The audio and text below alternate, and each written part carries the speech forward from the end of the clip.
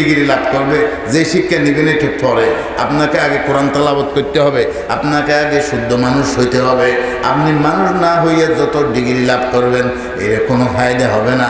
আমার ভিতরে কুকুরের খাতরত রয়ে গেছে, যাকে দেখি গাও গাও করে। এই নিয়ে গাও গাও করো কেন?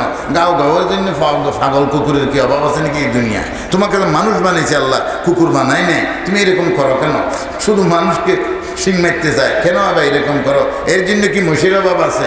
এই জন্য কি বিরিশ গরুর অভাব আছে? তুমি এই কাজ করো কেন? তোমাকে তো আল্লাহ তাআলা কোরআন তেলাওয়াতের জন্য, আল্লাহ তাআলা তোমাকে জিকির আজকারের জন্য বানাইছে, তোমাকে আত্মশুদ্ধি করে, তোমাকে এই ভালো কাজের জন্য, আমর বিল মারুফ ওয়া নাহি আনিল মুনকারের জন্য বানাইছে। তুমি এটা কেন করো?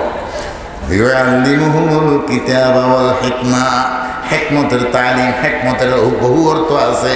তার একটা অর্থ হলো আল ফিকহু ফিদ্দীন, দ্বীনি বুঝ, দ্বীনি ব্যবস্থা, দ্বীনের কোরআনের সমাজ, কোরআনের বুঝ, এইগুলা। আল্লাহু আকবার। হিকমত, সুন্নাত, কোরআন হাদিসের তালিম, অনেক কিছু আছে। তো সেগুলা যখন হয়ে যাবে ভাইরা আমার, এগুলা করলে তো মানুষ পাগল বলবে, বললে বলুক, বললে বলুক, সেইটাই তো আমার অলংকার। মানুষ পাগল বলবে যে এটাই আমার কি অলংকার। রাসূল বলছে যে উযকুরুল্লাহ যিকরান কাসীরা হাত্তা ইউকালা লাকা মাজনুন। আপনি ফাগড়ি বাঁধলে মানুষ অনেক মন্তব্য করবে, আপনি মিসওয়াক করলে মানুষ অনেক মন্তব্য করবে। সবাই মন্তব্য করুক, আপনাকে পাগল বলুক, আপনাকে লুচ্চা বলুক, গুন্ডা বলুক, আপনাকে সব কিছু বলুক, এগুলা তো আমার অলংকার, আপনার অলংকার। আলহামদুলিল্লাহ। আল্লাহ পাক আমাদেরকে ভাই তৌফিক দান করুন। আগামীকালকে অনেক বড় বড় মুহাদ্দিস উলামায়ে কেরাম, মুরব্বিয়ানে কেরাম আমাদের সব চলে গেছে। এখন তো আমরা আর কাউকে পাবো না। আল্লামা হারুন বাবু নগরী রহমতুল্লাহ আলাইহি, হযরত বাবু নগরী সাহেব হুজুরকে পাবো না, হযরত গাজী সাহেব হুজুরকে পাবো না, হযরত মুহাদ্দিস সাহেব হুজুর শাইখুল ইসলাম মদনী রহমতুল্লাহি আলাইহি খলিফা এখানে শুয়ে আছেন। হ্যাঁ, হযরত মাওলানা আবুল হাসান সাহেব, হযরত আল্লামা জুনাইদ বাবু নগরী সাহেব রাহমাত বরকাতুহুল আলিয়া, ওনার হাটাজারি মাদ্রাসার শাইখুল হাদিস এবং হেফাজত ইসলামের সম্মানিত আমির, এবং ওনার আব্বা জান এখানে শুয়ে আছেন। আল্লাহ ওনার নসল এবং নসব করিম ইবনুল করিম ইবনুল করিম, আল্লাহ তাআলা এই আলী নসব ওনাদেরকে দান করেছেন। ওনারা এখানে শুয়ে আছেন। এখান থেকে হুয়ুজাত নেওয়ার আমরা চেষ্টা করব। ওনাদের জিয়ারত করবেন, ওনাদের কাছে কিছু ইসালি সওয়াবের ব্যবস্থা করবেন। আমি পরিশেষে আপনাদেরকে আরজ করব, আমার শাইখ হযরত আল্লামা শাহ মুহিবুল্লাহ বাবু নগরীর কাছে আপনার ওনার হাতে হাত দিয়া এরকম বেরিয়ে বুজুর্গ, আমি মনে করি এখন পৃথিবীতে আর তালাশ করে এগুলা নায়া, এগুলো নায়া, এগুলো নায়া।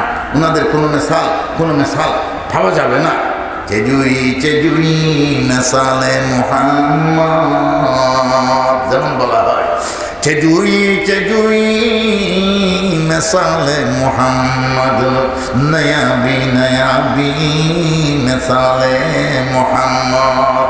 মুহাম্মদ সাল্লাল্লাহু আলাইহি সাল্লামের দৃষ্টান্ত উদাহরণ নমুনা যেমন পাওয়া যাবে না, এর পরবর্তী আল্লাহর নবীর ওয়ারিসিনে কেরামের নমুনা তালাশ করলেও পাওয়া যাবে না। ও ভাইরা, আপনি কি আর হযরত আল্লামা হারুন বাবু নগরীকে তালাশ করলে পাবে? হযরত সুলতান নানুপুরি রহমতুল্লাহ আলাইহিকে তালাশ করলে কি পাওয়া যাবে? আল্লামা শাহ জমিরুদ্দিন নানুপুরি রহমতুল্লাহ আলাইহিকে তালাশ করলে কি পাওয়া যাবে?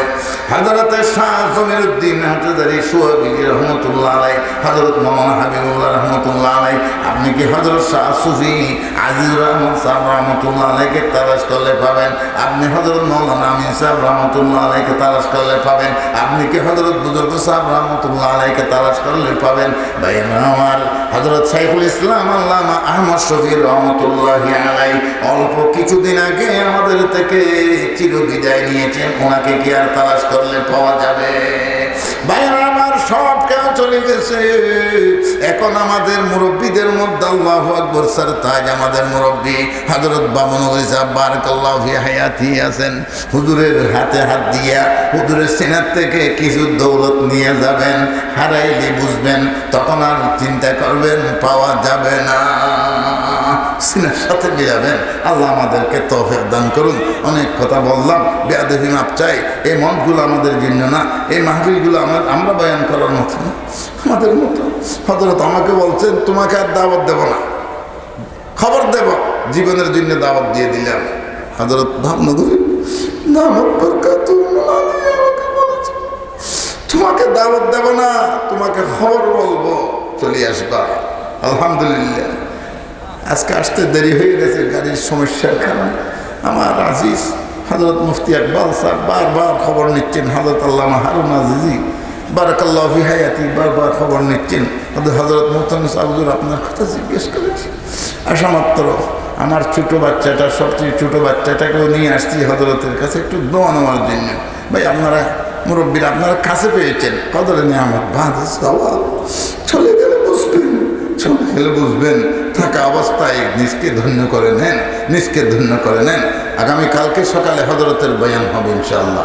হযরতের বয়ানে আমরা সবাই বসবো, ওনার থেকে উপকৃত হব, ওনার কাছে বায়াত গ্রহণ করে আর জীবনের জন্য ইনশাআল্লাহ নিজকে ধন্য করে নেব। ওয়া আখিরু দাওয়ানা আলহামদুলিল্লাহি রাব্বিল আলামিন। সুবহানাকাল্লাহুম্মা ওয়া বিহামদিকা নাশহাদু আল্লা ইলাহা ইল্লাল্লাহু ওয়া নাস্তাগফিরুকা ওয়া নাতুবু ইলাইক। দোয়া হবে এই মাদ্রাসার জলসার কামিয়াবির জন্য দোয়া করবেন। আমরা যারা এই মুরব্বিয়ানে কেরাম আমাদের চলে গেছেন, ওনাদের মিসালি জি এই মাদ্রাসা যেখানে এই 2 দিন ব্যাপী ইসলামী মহাসম্মেলন, যে কত গরু, কত ছাগল, কত চাউল, কোনো আল্লাহর বন্দার কথা পেঁয়াজগুলো আমি দিয়ে দিলাম, কেউ বলে যে চইলগুলো আমি দিয়ে দিলাম, ডালগুলো আমি দিয়ে দিলাম, ডিমগুলো আমি দিয়ে দিলাম। এখানে প্রতিযোগিতা। এই মসজিদ যখন হযরত শুরু